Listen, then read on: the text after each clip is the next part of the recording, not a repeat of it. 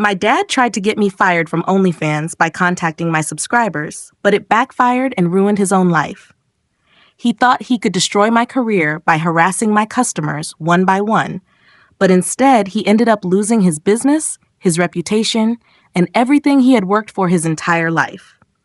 I was 19 and struggling to pay for college when my controlling father cut off my financial support without warning. He owned a successful insurance agency in our small town and had always expected me to drop out and work for him. When I refused and started an OnlyFans account to pay my tuition, he declared war on me in the most spectacular way possible. Within 3 months, I was making more money than I had ever seen in my life. My artistic approach to content creation was attracting subscribers rapidly, and I was actually using my digital marketing classes to build a legitimate business. But what I didn't know was that someone in my hometown had recognized me and was about to destroy my perfect secret. My father found out on a Thursday night when his golf buddy sent him a screenshot with a message asking if he knew what his daughter was doing online. The phone call that followed was the most vicious conversation I had ever had with another human being. He called me every degrading name possible and demanded I shut down my account immediately. When I refused and tried to explain that I was funding my education, he told me I was dead to him. He said he would rather have no daughter than a daughter who was what he called a prostitute and a disgrace to the family name. I thought that would be the end of our relationship, but I was wrong. What I didn't realize was that my father had spent the weekend developing what he thought was a master plan to force me back under his control.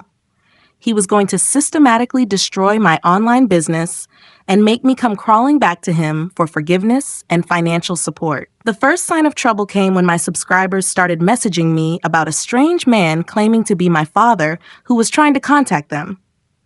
At first, I thought it might be a scam, but the details were too specific and accurate. Then more subscribers reached out with similar stories, and I began to understand the horrifying scope of what my father was attempting. He had somehow obtained my subscriber list and was contacting them one by one, trying to convince them to cancel their subscriptions and report my account. But here's where my father made his critical mistake. He was sending these harassment messages from his business email account, complete with his full name, company information, and professional credentials. Every single one of my subscribers could see exactly who he was and where he worked. The messages he was sending were absolutely unhinged. He was claiming I was underage, that I was being coerced, that my content was posted without consent, and that anyone subscribing to my account was participating in illegal activity. He was threatening to report my subscribers to their employers and to law enforcement if they didn't immediately cancel. My subscribers were disturbed enough by his harassment to start researching him online, and what they found was everything about his insurance agency, his community standing, and his professional affiliations. Several of them decided to share their experiences on social media, posting screenshots of his threatening messages. That's when everything started spiraling out of control for him. The story began spreading when my followers shared the posts in local Facebook groups and community forums. People in my hometown were shocked to discover that their respected insurance broker was spending his time harassing young women online and making threats about their employment. But it got so much worse for him. Several of my subscribers who worked in professional fields began reporting his harassment to their networks, describing how this local insurance broker was trying to blackmail and intimidate them for their legal adult entertainment choices. A journalist who followed one of my subscribers wrote an article about online harassment, using my father's messages as a case study. The article didn't mention my name, but it included enough details about his business for everyone in the community to identify him immediately. Within days, my father's insurance agency was flooded with negative reviews. Clients were canceling policies and demanding refunds. Local businesses were distancing themselves from him, not wanting to be associated with someone publicly known for harassing young women online. The insurance company that provided most of his business partnerships launched an investigation after receiving multiple complaints about his conduct. Professional associations he belonged to were questioning whether his actions violated their ethics codes. Meanwhile, my OnlyFans account was experiencing unprecedented growth. The controversy had brought massive attention to my content, and people were subscribing specifically to show support for someone being targeted by family harassment. My subscriber count tripled in 1 week, and my monthly income increased by over 400%. But the best part was watching my father's desperate attempts to control the narrative as his world collapsed. He tried calling me again, this time begging me to make a public statement defending him and asking my followers to stop sharing the story. When I refused, he threatened to disown me completely, apparently not realizing that ship had already sailed months ago. His insurance company terminated their partnership after determining his online behavior created too much liability and negative publicity. Without their backing, his agency lost most major clients and was forced to close within 6 months. My father tried giving interviews to local media, claiming he was just trying to protect me from exploitation and that his actions were motivated by parental concern. But the screenshots of his threatening messages told a different story, and most people could see through his damage control attempts. The final blow came when one of my subscribers, who happened to be a lawyer, filed a formal complaint against him for harassment and attempted extortion. The legal proceedings brought even more attention to his behavior and made it impossible for him to rebuild his professional reputation. Within a year of trying to destroy my OnlyFans career, my father had lost his business, his professional reputation, and most of his social connections. He was forced to sell his house and move to a different state where people didn't know about his harassment campaign. Meanwhile, I had built my account into a 6-figure business and was completing my degree debt-free. I had also launched a consulting company helping other creators develop their brands, turning my experience into legitimate business expertise. The irony was not lost on me that his attempt to destroy my unconventional career had actually made me more successful than I ever could have been on my own. His harassment campaign brought me attention, sympathy, and subscribers I never would have gained through normal marketing. About 18 months later, I received the phone call I had been expecting but dreading. My father was calling to apologize and ask for financial help. His voice was different, smaller, and more defeated than I had ever heard. He told me he was struggling to find work because his reputation had followed him even after relocating. He said he understood now that he had been wrong and was proud of how successful I had become. The apology felt hollow and self-serving, especially when it became clear he was primarily motivated by needing money rather than genuine remorse. He asked if I could lend him enough to get back on his feet, promising to pay me back once he reestablished his career. I listened to his entire pitch without interrupting, then gave him the response I had been preparing for months.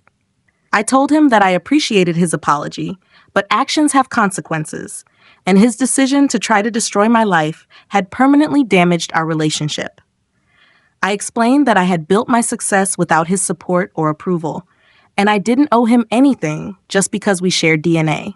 If he wanted to rebuild his life, he would need to do it the same way I had, through hard work, determination, and taking responsibility for his own choices. The conversation ended with him becoming angry again, accusing me of being vindictive and unforgiving. He said family should help family, and that I was being cruel by refusing to help when I clearly had the resources.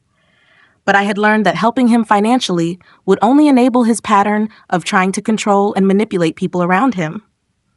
If I gave him money, he would see it as validation that he could treat people poorly and expect forgiveness when it served his purposes.